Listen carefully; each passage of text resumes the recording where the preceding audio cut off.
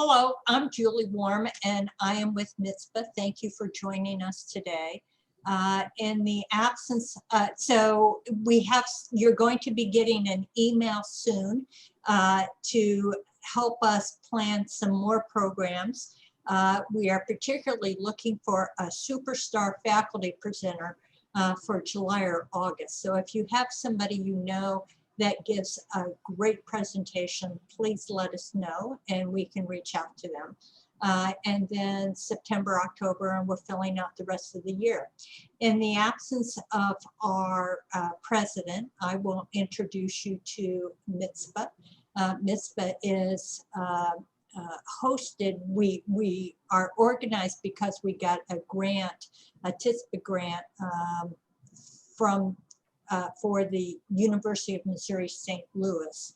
And the part of their grant was to organize and provide programming for people throughout the Midwest. So that isn't who joins. We have people from all over the country. So thank you very much for joining. Sharron, shall I introduce you, or would you like to introduce yourself? Whatever you generally do, however you generally conduct these, I'm happy to do either one. I'm going to let you introduce yourself. Take it away. Oh, one thing I should tell you is that about 10 or 15 minutes before we end, you will see in the chat box a link to the evaluation. So if you see that, don't be surprised. Don't be surprised by the evaluation and say really great things about the center. I know that they will, but there will just be, because people start getting off, and so we just give them a link so that they can grab it before they leave. So thank you very much. It's over to you. Okay, great. Well, thank you all for being here. My name is Sharron Rush, and I'm the executive director and co-founder of a nonprofit organization based in Austin, Texas. I run Knowbility. It's and in fact, maybe I'll go ahead and start my slides, since it will it'll tell you a little bit about us and what we do, and especially how we spell our name, because it's Knowbility. One time I said, I'm Sharron Rush from Knowbility, and the fellow I was introducing myself to said, oh, like the Queen of England. And well, no, not really like the Queen of England, more like knowledge and ability are very closely related and should not be interrupted by disability. Now, let me see, I'm sharing my screen and I need to go to slideshow from beginning. There we are. Okay, so Knowbility is a nonprofit. We're based in Austin, Texas. Our mission is to ensure equal access to technology for people with disabilities. We do that through a number of different programs, and one of them is a program like this, which is outreach. We talk to people about what is accessibility, why does it matter? As co-founder of Knowbility, I run the organization and start the programs, but I also participate globally in like the standards bodies at the W3C, developing standards, helping people understand what does accessibility mean, why does it matter, and how in the world do you get it done? And so that's kind of my overall point in being here with you guys today, is to kind of give you the overview of accessibility, digital accessibility, and I think too often people are intimidated by that. So we want to, we really want to minimize the anxiety around accessibility, invite the community in to participate, because there are really a number of really important benefits to thinking about accessibility as a design challenge, integrating accessibility into your digital systems, and I'm going to talk some about what those outcomes are. So yeah, we'll talk about what it is, why it matters, the impact on people's lives, the very strong business case for accessibility, how to get started, and I'd really like to leave a lot of time for your questions. So please don't hesitate to think about those and pop them up whenever you wish. I think this pandemic really highlighted the importance of digital accessibility, because as we all began to live our lives remotely, so here we were connecting to our jobs through the internet, or to school, certainly to medical information in our community, civic engagement, social engagement, all those things that were previously done more or less in person were suddenly done exclusively online. And I think we'd seen a trend toward more education and digital curriculum, but during the pandemic, it was critical. And so for people with disabilities, that was the accessibility of those digital systems really could be the difference between keeping a job, going to school, and getting proper medical information. And so in that sense, it really was a lifeline. And so I think this year, particularly, we started thinking about accessibility differently, with a greater urgency. And for those of us in the community of advocates, of course, we always felt this sense of urgency, but to see that now it was becoming more mainstream, that sense of urgency became really important during this pandemic. And I think we've seen a lot of transformation in systems as a result of that. You'll see a lot of different definitions for accessibility. People will say, oh, it means adherence to Section 508, or they'll start throwing acronyms around at you, W3C, the WCAG guidelines, the ATAG guidelines. But ultimately, we define accessibility on the user experience. Can a person with a disability, can they access the same information? Can a person with a disability perform the same functions? Can I fill out the form? Can I submit the form? Can I produce content? So if if my social life suddenly is on these digital platforms and social media, can I use it effectively and get my story out there? Can I have the same kind of interactive online experience as people without disabilities? And that's really the ultimate question and test for an accessible system. And ultimately, it means that everyone is included.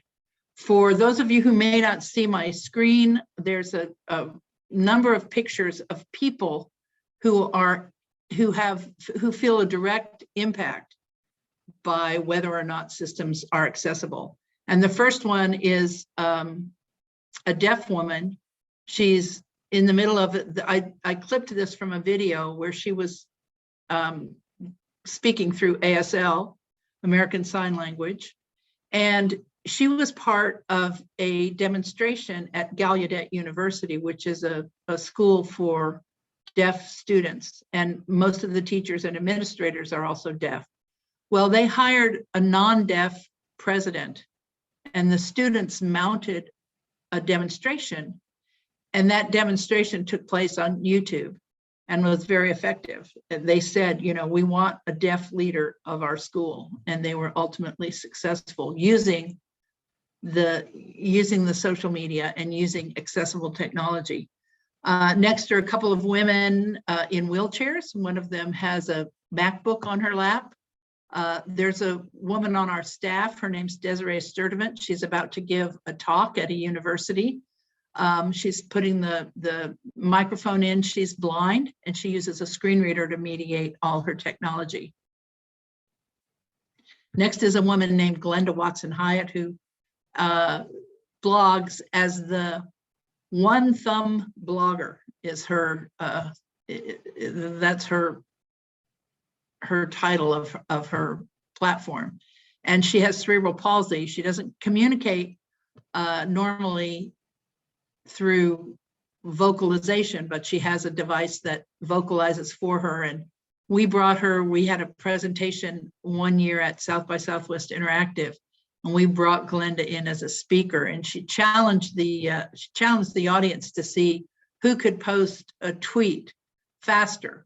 anyone in the audience or her with just her one thumb. And of course, she was the first to post, but I think maybe she cheated and had it ready to post before that, just to prove a point. Not sure about that though. Next, we have a fellow who has since passed away, William Loughborough, and he was a strong advocate for accessibility based on the fact that he was aging. He was part of the aging population. His hands weren't as dexterous as they had been. He didn't use a mouse. He used keyboard shortcuts. And so he approached accessibility from that standpoint. On the bottom row, we have a fellow who has no use of his limbs below his shoulders. So he can't even use the keyboard or the mouse in a standard way. He uses a mouth stick to navigate the web or any other digital information systems. We have a child in school with a device that he uses because he has an attention deficit disorder. And so this helps him focus, helps him stay focused, and accessibility is important on those kinds of assistive technology devices. Next is good old Stevie Wonder. Everybody should recognize him. He is a very strong advocate for accessible technology. And he's done several videos that include audio description so that someone who's blind and watching the videos can hear and understand the visual aspects of the video as well as the music itself.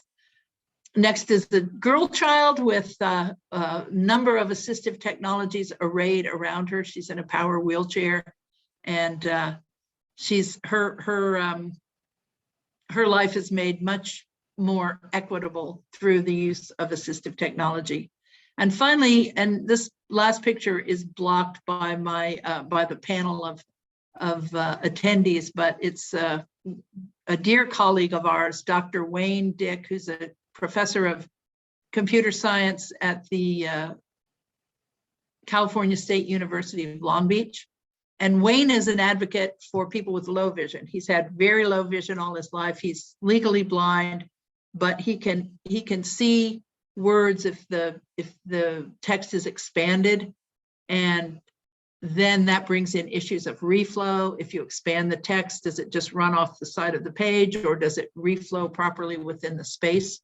And Wayne is a great advocate, and especially because he knows how to code the solutions. So he doesn't just bring you problems, he brings you solutions too. And so Wayne is a great guy to have on your team of advocates. And I think, you know, when we start talking about advocates and why people do the work they do in support of accessibility, you'll find that there are many, many reasons. You know, there's the legal reason, and that drives a lot from the perspective of, well, I don't want to get sued. But there are also really positive reasons. The technology itself runs more effectively and efficiently when it's designed with accessibility in mind, because it's multi-purpose. You're designing with a sense that, oh, maybe they're going to access it on a mobile device. Maybe they're going to access it from an assistive technology standpoint. Maybe there's going to be some other kind of mediation device between me and the user. So technically, you're making a more robust application or website, and they tend to be more flexible for people who use all kinds of devices, not just assistive technology. There's the market reason, and I'm going to talk some about the huge market of people with disabilities. There's also, from the standpoint of innovation, that it turns out that as you start thinking about accessibility, you're also thinking about the future, whether you know it or not, and that you anticipate things that you might not even be aware of by thinking about accessible design, or as it's being commonly referred to these days, inclusive design. And so we're going to see that thinking about accessibility also puts you in a position of innovation. And finally, of course, there's the humanitarian perspective, the fact that We don't really, we're depending on these digital systems to such an extent that we really want to be sure that we're not leaving people out. And that's significant numbers of people.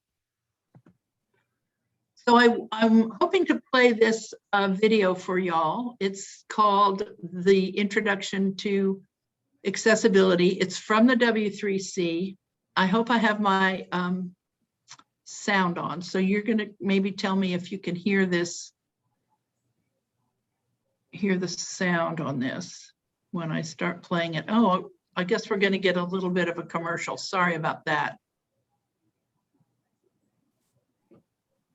Like you might also have to share your screen with the video, actually. So you're not seeing the video? No, Oh. like you might have to share the screen.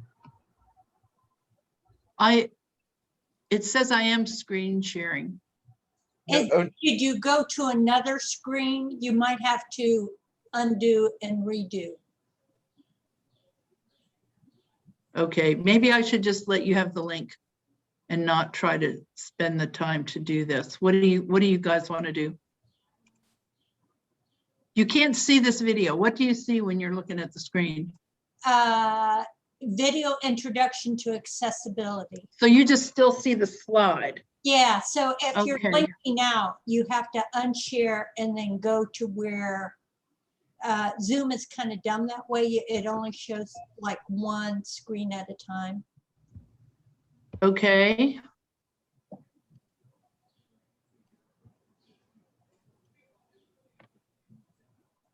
And from my perspective, if you thought it was a great video, I'd like to see it.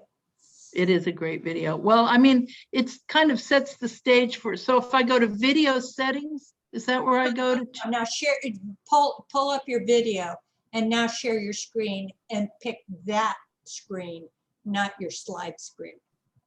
Oh, okay.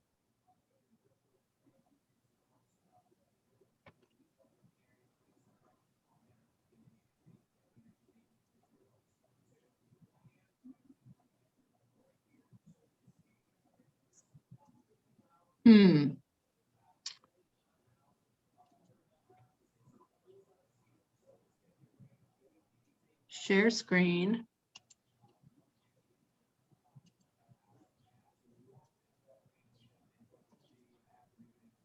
So you see it now? Yep. Now make it, yeah, turn on the sound. Okay, I do have the sound on. It's not coming through. When you share screen with a video, there's a little box at the bottom left-hand side of the share screen pop-up. You have to select so that you can hear the video, the sound from the video.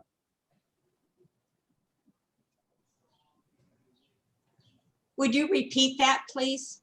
I don't know who was talking. Yes, absolutely. So I can you got it. I share? got it. Oh, got it. perfect. For example, somebody who cannot use their arms and uses a mouse stick to type, or someone who cannot hear well and uses captions to watch videos, or someone who cannot see well and uses a screen reader to read aloud what's on the screen. Accessibility has many benefits. For example, captions benefit anyone in a loud or in a quiet environment, and good color contrast works better when there's glare. Also, people with age-related impairments, such as reduced dexterity, benefit. In fact, everyone has a better user experience with an improved layout and design. A lot of accessibility can be built into the underlying code of websites and applications. Web technologies from W3C, such as HTML, provide support for many accessibility features. For example, features to provide text alternatives for images, which are read aloud by screen readers and also used by search engines. Also, headings, labels, and other code supports accessibility and improves the quality overall. Good authoring tools, such as wikis, content management systems, and code editors, help create accessible code, either automatically or with input from the author. Also, web browsers, media players, and apps need to support accessibility features. W3C provides standards to help make the web accessible, which are internationally recognized by governments and businesses. Most well-known is the Web Content Accessibility Guidelines, WCAG. WCAG is also ISO standard 40500 and adopted in the European standard called EN 301549. It is built around 4 core principles. First, perceivable. For example, so people can see the content or hear it. Operable, for example, so people can use the computer by typing or by voice. Understandable, for example, so people get clear and simple language.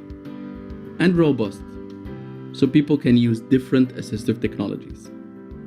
Besides WCAG, W3C also provides the Authoring Tool Accessibility Guidelines, ATAG, which defines requirements for content management systems, code editors, and other software. And the User Agent Accessibility Guidelines, UAAG, defines requirements for web browsers and media players. There are over 1 billion people with disabilities, or around 15 to 20% of the population.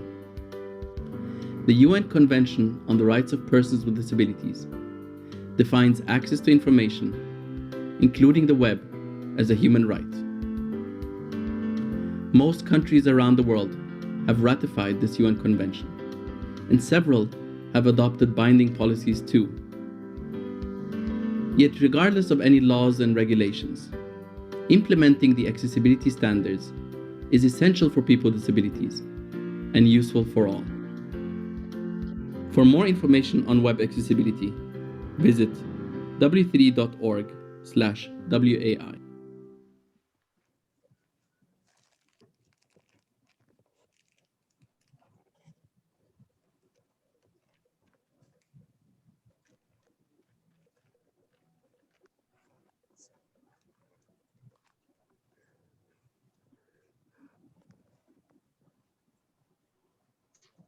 Okay, so do you still see my screen?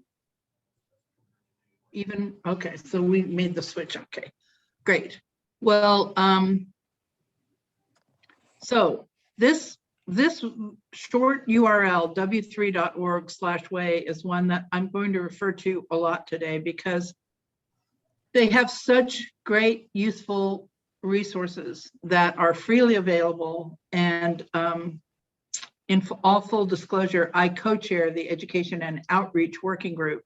So one of my volunteer jobs there is to make sure that the world knows about these resources, because they are made exactly for the purpose of helping people implement accessibility standards and policies in their own settings with the greatest amount of ease and the least amount of expense. So we'll come back to that. Just to reiterate what Shadi just said about perceivable, all of the guidelines, and I think a lot of times people get very intimidated by the WCAG guidelines because they're written in sort of policy wonk language.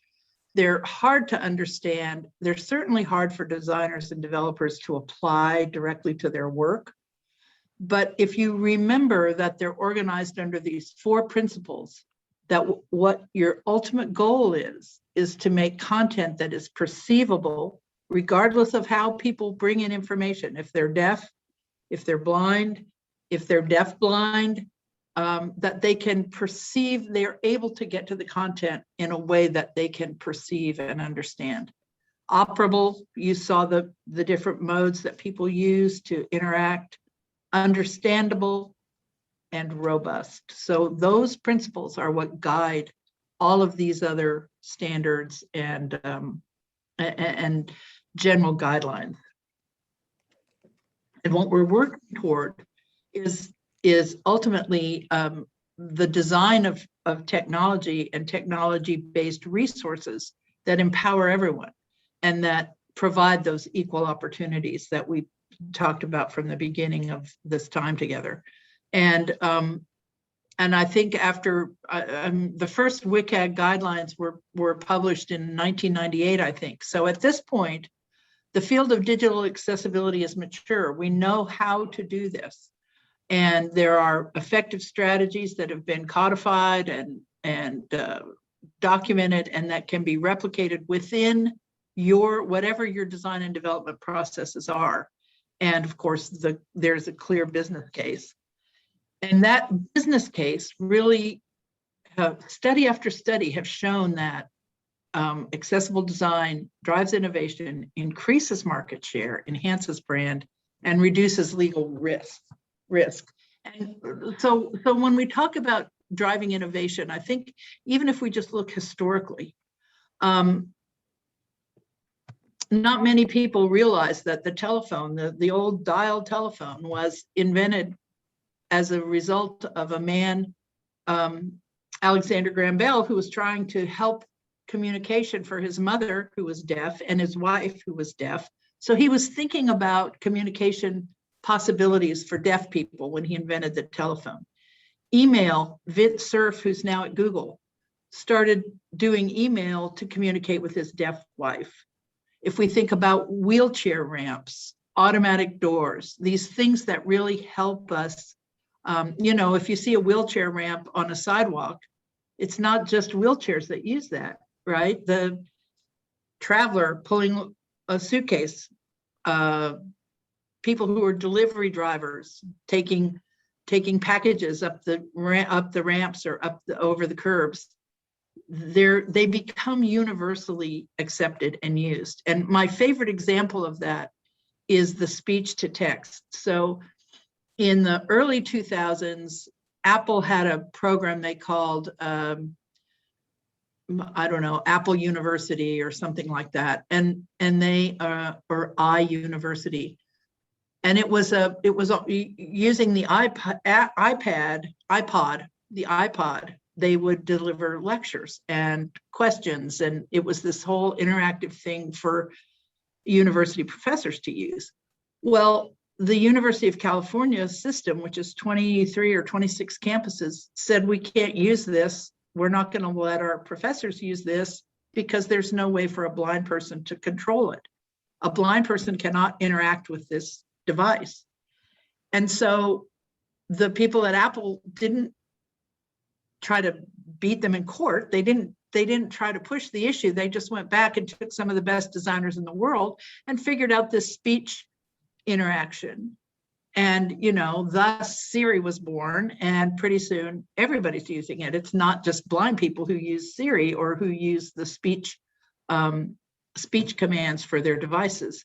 So in that way, when we start thinking about how to solve problems for marginalized people, suddenly we make better products for everyone. So it really is. I like this quote from Eve Anderson too. She's the director of accessibility engineering at Google, and she said, we deal with these accessibility problems. The accessibility problems of today are the mainstream breakthroughs of tomorrow. And Google too has been very upfront about their accessibility efforts. A lot of studies have shown that companies that think about accessibility are often at the forefront of diversity inclusion initiatives, and that there are many, many studies that show the benefits of diverse voices and diverse perspectives.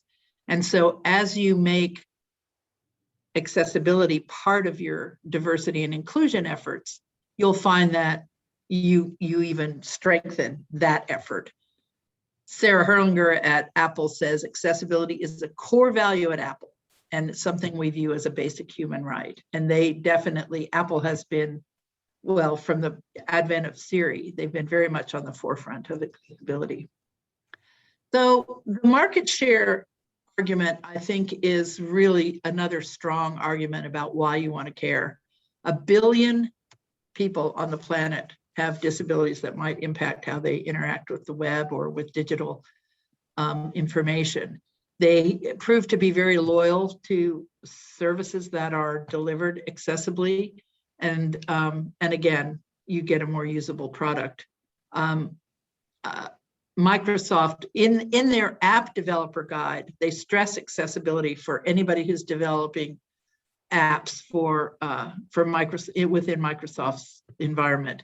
And they say that designing inclusive software results in improved usability, customer satisfaction, and retention. And I think these are all taken from a resource at the W3C that where I pointed before. And it's an annotated bibliography that kind of shows where all these studies have come from and what this is based on. Despite all these really positive kinds of inspirations and motivations for companies or schools or institutions to act, often it is the legal risk that gets the most attention. So the legal argument is based on many, many international and national and regional and state laws that have been really enforced through the courts that say people with disabilities have equal rights to access these platforms and this information. So there's the UN Convention on the Rights of People with Disabilities. The European Union Directive has pretty much institutionalized accessibility for all public websites. Of course, in the United States, we've got Section 508 of the Rehabilitation Act that says any federally funded or any institution that receives federal funds must meet these 508 standards that are based on the WCAG standards. The number of lawsuits has been increasing around accessible technology, and because the Americans with Disabilities Act itself does not reference technology because it was really implemented before we use technology in the way we do now, it has been a matter for the courts to decide how to interpret the ADA. And for the most part, I mean, there are exceptions, but for the most part, American courts cite the ADA, the Americans with Disabilities Act, as their rationale, because they say, well, the ADA requires access to public space. The internet is certainly public space. And so these publicly available retailers, schools, government agencies, government information, all are subject to ADA requirements. So, so the trend is definitely in the direction of, I imagine that at some point, maybe they'll reauthorize the ADA. The Justice Department had talked about it previously, that they would reauthorize the ADA to be more explicit. But for now, it seems like the courts are interpreting it that way in any case. And so I think the conclusion is that if you build in accessibility from the start of your design process, you're just better off. Inclusive design is good design. So people say, okay, Sharron, I get it. You've convinced me. I'm ready. How do I get started? And I don't think there's really any better place to start than this website that I've already shared with you. Unfortunately, at the bottom, I've got a link to a training conference that we did, but we just wrapped it up last week. So I should have removed that link. But the W3C resources are always there. And they include the accessibility principles that I spoke about, that video that I shared with you. There's an entire section on how people with disabilities use the web. They have a number of technical tutorials so that if your designers and developers need to know, okay, well, how do I make a form accessible? Or how do I create proper text alternatives for images? How do I do these things? Then they can get specific tutorials right there on the W3C site. There's also an accessibility statement generator, because often we think that accessibility is more often accepted internally and implemented internally if it's tied to institutional policy. And there's a statement generator there that helps you create a statement that is aligned with other policies that you have in your institution, and it's very, very customizable. Sharron, I have a question about that. Sure. So give me an example of what a statement generator might be. Well, you would, if you, so on your website, we recommend on people's websites or applications or whatever the digital resources that you're offering to the world, that you make a statement about the accessibility of it. So you either say, accessibility is part of our core values. And so a very simple statement might be, my institution believes in access to technology for all. Therefore, we adhere to the WCAG standard level, WCAG 2.1 level AA or whatever. So it gives you the opportunity to say, what is the level of commitment that you've made? How are you measuring it? And what are the resources that you offer people who might have trouble?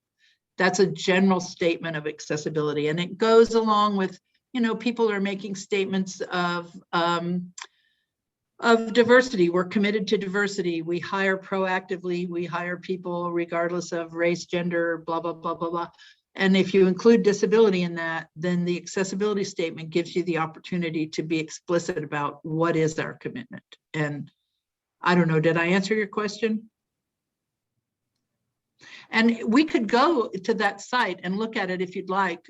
Maybe I'll get through. I think we're pretty close to the end of the slides and we can just open up for conversation. And I'm happy to just knock around on the W3C side and share some of those resources that I think are really valuable for people who are just getting started.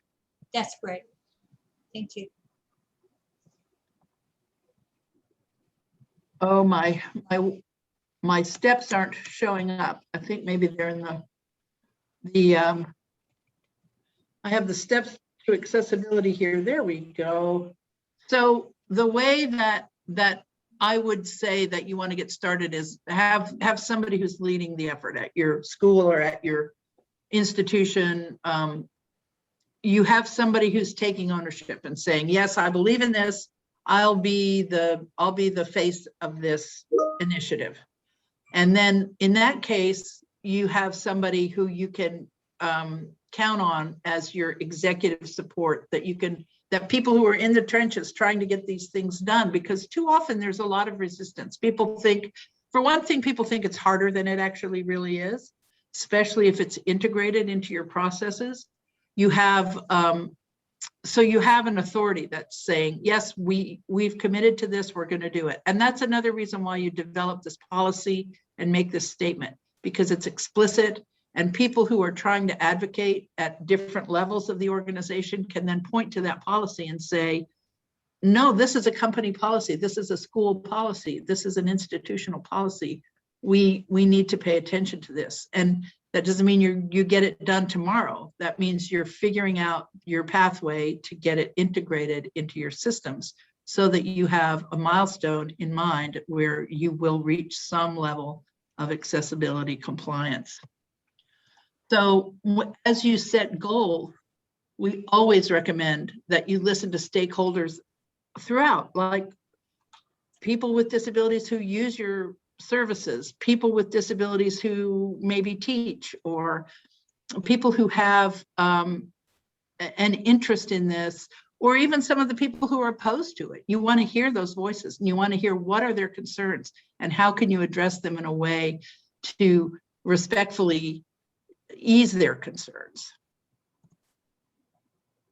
It's important that you know where you are now in order to understand how to get where you want to be. So I think assessing your current status, doing a quick evaluation or a scan or something of your digital properties, where are we now? Where are the pain points? And identify those so that you know what you're working toward. And then you establish some kind of management structure, whether you decide there's going to be an accessibility officer. Some small organizations don't have that luxury. And so you have to figure out, how are we distributing this responsibility? Because accessibility can't be just one person's job. It just doesn't work.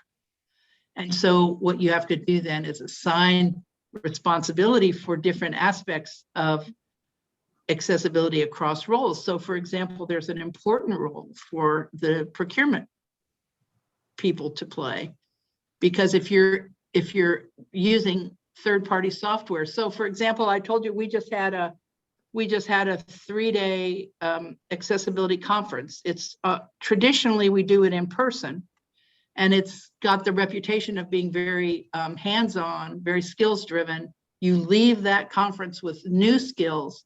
It's not just people sitting around talking, which is also really great and fun, but it's very skills-driven. So it was a challenge of how we were going to do that remotely. And we looked at conference platforms.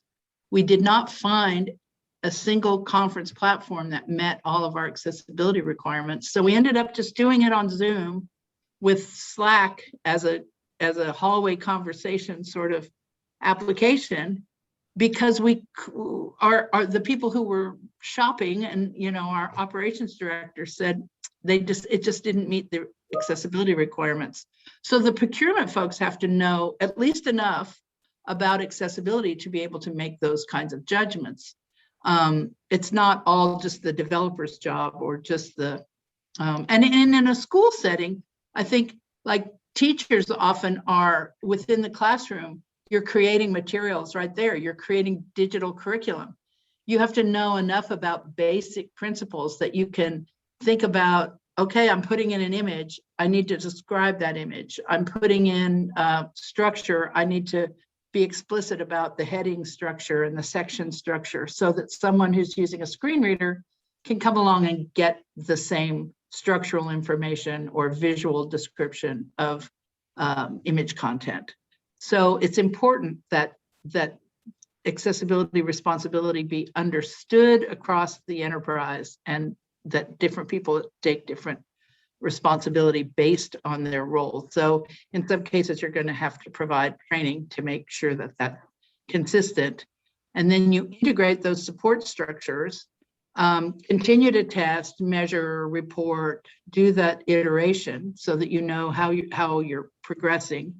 And that in that way, I think you get an inclusive practice that then becomes sustainable. And that's what we hear from the big companies like Google and Apple and Microsoft that they've done over time. Microsoft struggled to get there. They were not very accessible for a very long time, but they heard enough from their constituents that they learned to do the work iteratively and incrementally, and not to feel that they had to, am I running out of time?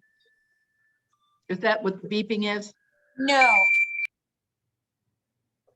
Okay, I just wanted to make sure. I don't want to go over time. no, that was my bad. Excuse Okay, no, that's okay. I just wanted to make sure. So all of these quick points that I made here are expanded on, and there are tools to help you do these things in this planning and managing guide at the W3C Web Accessibility Initiative. And I highly recommend this as a place to start to get your head around, how do we integrate accessibility thinking into the way that we already do business, so that it doesn't become a completely separate thing that you have to find additional funding for.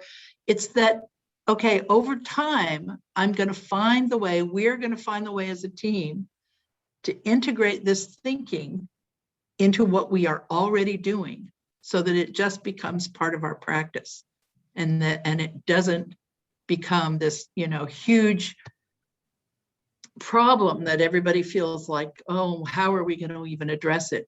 Because it's just integrated and becomes part of what you normally do. I think this is one of the most valuable resources on that site, and then there are a lot of really valuable resources. So that's my basic overview, and then I like to just have conversation with y'all about what are your pain points, what are your problems, and what resources might I be able to help you find to address them. Yeah. So Sharron, like my name is Will, and I'll start asking the first question here. So I mainly work in disability services in higher education, and and the one thing that I have seen, it's that a lot of students with disabilities end up choosing more like the liberal arts because the sciences are not as like accessible digitally for people with disabilities. Like I've done some research and has seen that University of Washington do it with Cheryl Bergstahler, like has been working on creating like the STEM fields more accessible. But like, what trends have you more seen to get more people in like outside of those liberal arts in terms of digital accessibility when studying? That is such a great point. And I think you'd find a lot of agreement from, I mentioned earlier on, I mentioned Dr. Wayne Dick, who is, well, he's retired now, Professor Emeritus at California State University at Long Beach. And he was the chair of the computer science department. And he talks about the challenges of getting a math degree and then a PhD in computer science as a blind person. And part of his advocacy all this time has been exactly that, to make it easier for people with disabilities to do STEM work. And one of the initiatives that he's involved in right now is called Teach Access, and they're teachaccess.org. They are very strongly committed to integrating accessible design into curricula of all, especially among STEM subjects, but really everywhere. And they give these $5,000 faculty grants to faculty who will do that and integrate accessibility into their coursework in engineering, computer science, those kinds of disciplines. And so I think in terms of trends, I think Teach Access is a very strong trend, that there's recognition of the fact that there hasn't been enough attention paid to access to things like an accessible equation editor, even, so or accessible testing platforms. Companies like ETS and people who make these testing platforms realize that they go to test students on their skills in science and math, and they don't have an accessible test platform. They don't have even a way to gauge the knowledge of these students in the way that they typically test. So they come up with these alternative test platforms that aren't really equivalent. And so it is recognized as a problem, which is, I think, the beginning. And through efforts like Teach Access and I think the digital or the accessible equation editor might have been created by Pearson. I'm not sure if it's open source, but it's that's a pretty strong, I think, it's a pretty strong instrument in terms of being able to at least communicate in a digital format some of those complex math and science concepts. Did I answer your question? Yes, thank you so much, Sharron. Thank you so much for your time. You bet. I just, in some ways I feel like there's not a good answer to that question because they haven't really solved it, but I think there is awareness of it, and there are some committed people working on it. Hey, Sharron, I have a question. So most of our folks are working with people with intellectual and developmental disabilities. And so what resources on your website, or resources generally, would you target for us to help us? So I think of your 4 principles, making things understandable is kind of certainly what we need to do, and then also the other things as well. But how do we really focus in on that? Making things easy to read. Yeah, there is. I think there.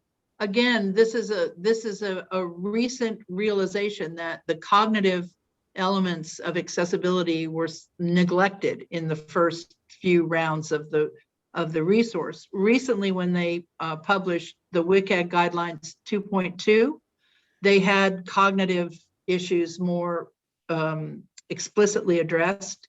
And there is, in the Accessibility Guidelines Working Group, there is a sub task force called the Cognitive Task Force that works on cognitive issues and design considerations for people with cognitive disabilities.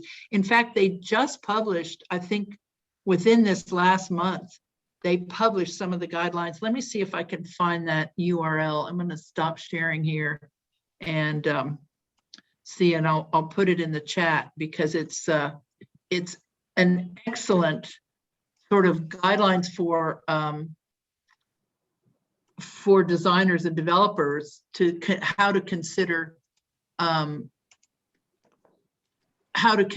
cognitive issues in design decisions.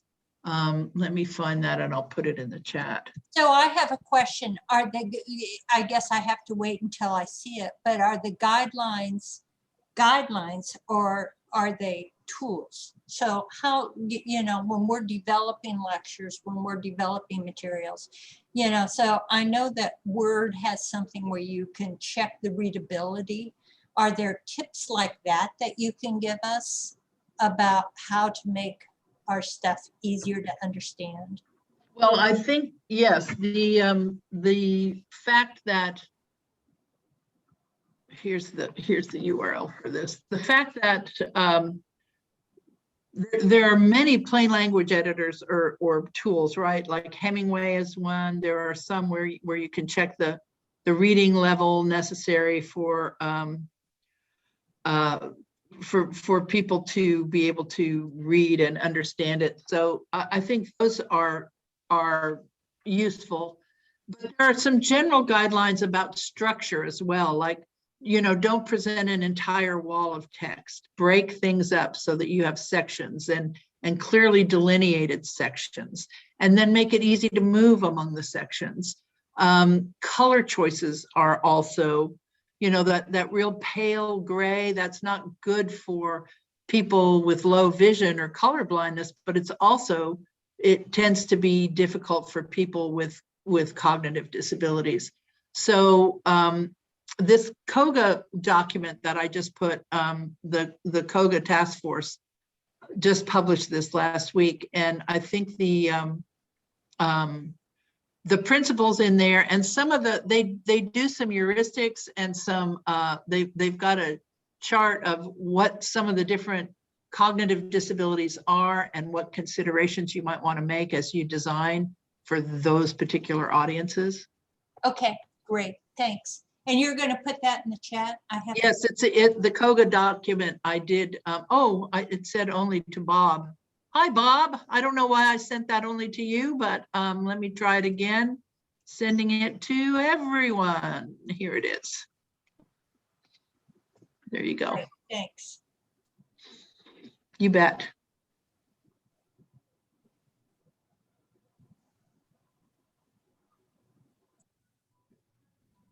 Hi, Sharron. I had to come on a little bit late, so I apologize if you've already talked about this, and you can just let me know and I'll go back to the recording. But I was wondering if you had advice around like the turnover of tools and technology. So what we are struggling with sometimes at our university is that by the time we get around to awareness of specific digital accessibility tools that faculty and students and staff and offices might use, we're onto a new tool. And so we have this turnover of what, like you described, procurement and how big of an issue it is to be involved with procurement. And I've noticed that this year a lot. But I'm just curious as to if you've thought about that or come across others that have, struggled with that. By the time we get everybody on the same page with something, we're on to something new. And so you're always playing this catch-up game. Well, I can see that would be a serious issue. I guess I would wonder, and maybe I would need to know more about the reason why you're choosing new tools.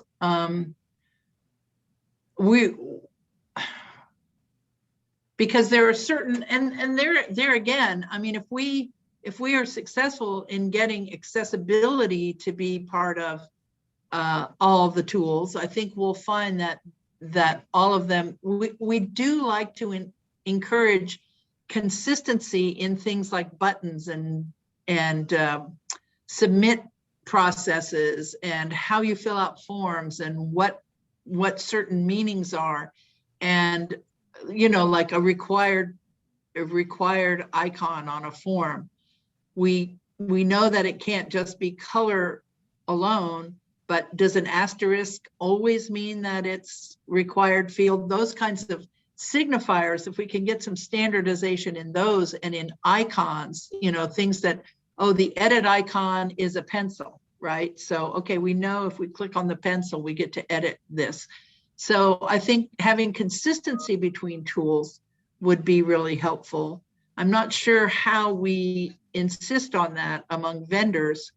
And it does kind of come down to putting the onus on the procurement people. What is it about your institution that, do you have somebody who just always wants to have the latest, greatest thing? Because frankly, I work more with K-12 schools, and they don't have that luxury. They don't get new tools that often. So sometimes I guess I would be. Yeah, I think it's, we're part of a system of campuses across the state. So the system having 4 campuses, and the most recent shift of tools and platforms that we're using has been a shift from individual campus choosing those to one system. So I don't think they have anything to do with necessarily being the best or the newest and brightest thing. It's that we've changed platforms. So we went from Blackboard to Canvas, and then Canvas, then we became a Google, Oh, yeah. Then we transitioned to Microsoft 365 or 360. And so it's all of these have just happened. And right when you get set with one, and then you're trying to establish what is the easiest format, because these are also available to students. Right. We're on to the next thing, and hopefully it kind of will settle down. But I was just curious if that's something that, I think that suggestion of being able to, it's almost like establishing like common definitions, right? It's maybe coming up with some common things like the pencil for editing or other pieces, that might be helpful to others. But it's something that at the higher ed, I feel like we're always changing systems and platforms, and with each of those, they don't combine, they're not, I forget what the word is that I'm looking for, but they don't align with certain other accessibility tools. And so then you have to change because they don't work with one another. Yeah,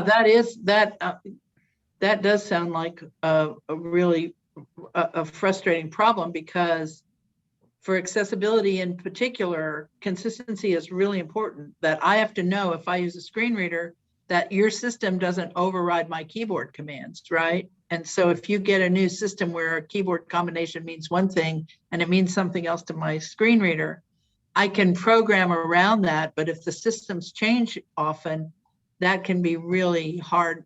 And they often don't provide that sort of accessibility training when they're implementing their new system, which is another thing that you could, if you can get your procurement people on board with the fact that they have accessibility responsibility as well, that before they make the transition to a new system, they ask about the accessibility accommodations and make sure that the stakeholders who need it are trained on those accessibility aspects of of whatever the new system is. I don't know that that's going to make it any easier. It's still hard to change tools, but at least you would feel like it was no harder for the people with disabilities than for everybody else. Yeah, and that point of consistency is something to bring up, you know, make that awareness at the procurement level, that, you know, being able to balance, yes, this might be something that's better, more financially feasible, but is it so inconsistent with a tool that's been used that it would be, you know, a big burden on individuals that were using that. I think those are good points. And it's an important question to ask. Yeah. To make that part of your procurement rubric, what is the burden on students with disabilities? Yeah, absolutely.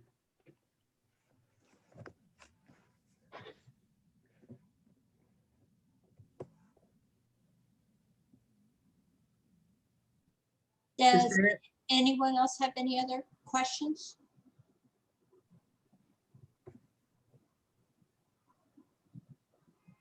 Well, thank you all so much.